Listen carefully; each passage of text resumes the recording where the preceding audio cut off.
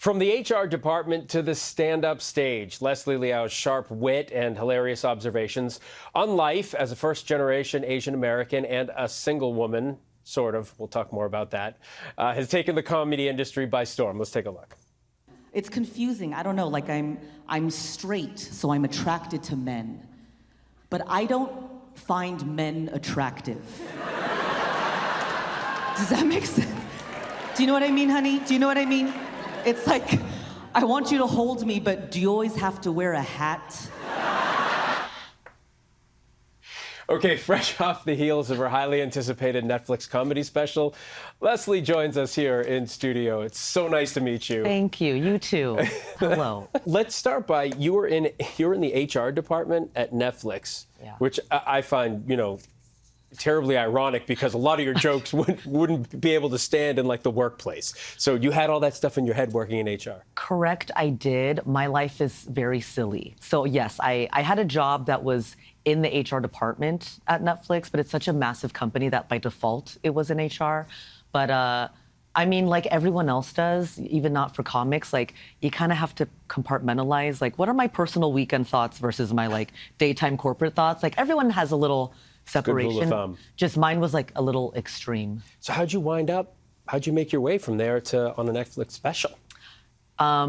Little sleep, a lot of like self-torture, discipline, eating protein bars in the car, like just like grinding my schedule to an unrealistic degree. But like, I really did try to keep those worlds really separate. So just staying in my lane and my day job and focusing on the corporate stuff.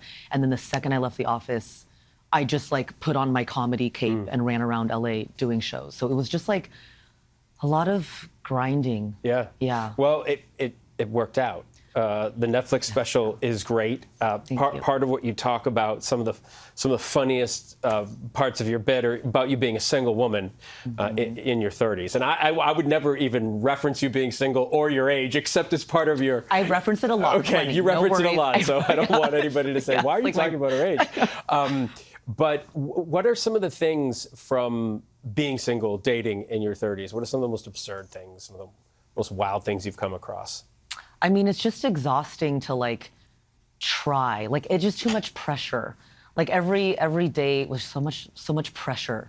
Like, and I think we all have trouble being present in the moment. So unfortunately for me on a date, I would be like analyzing the date like a sports commentator analyzes a game. Like in my mind, I'm like, did you fumble that? Like what happened?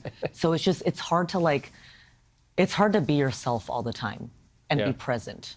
That's the stuff I struggled with. All right. Well, you also explore experiences growing up as an Asian American in a small town. How do you balance personal anecdotes? How do you turn personal anecdotes into something that a wider audience can laugh at? That's tough. It is tough. I just like, if my family thinks it's funny and if I think it's really authentic to me, then I'll do it. And a lot of the stuff is personal, but so many comics joke about their marriage and family and childhood. Right. And as much as your childhood might be different, if they're being real about it, it's always funny. So as long as I feel like it's super authentic to me, then that's like safe. Yeah. And you are touring the U.S., but you're also going to London and Glasgow, Australia. What can people expect? And I'll ask you, normally I would never say these things to someone I'm sitting, but you're not single anymore. I'm not single anymore. But because you did so much material about you being single, is it going to change what people see at your shows? It will a tad. So all the stuff that I have out recently is all me being single. Like that's most of what I joked about.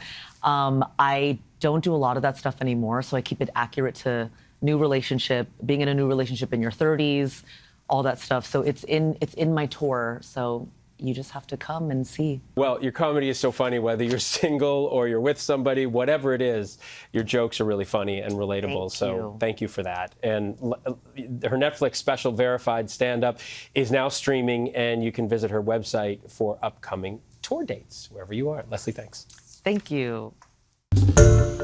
Hi, everyone. George Stephanopoulos here. Thanks for checking out the ABC News YouTube channel. If you'd like to get more videos, show highlights, and watch live event coverage, click on the right over here to subscribe to our channel. And don't forget to download the ABC News app for breaking news alerts. Thanks for watching.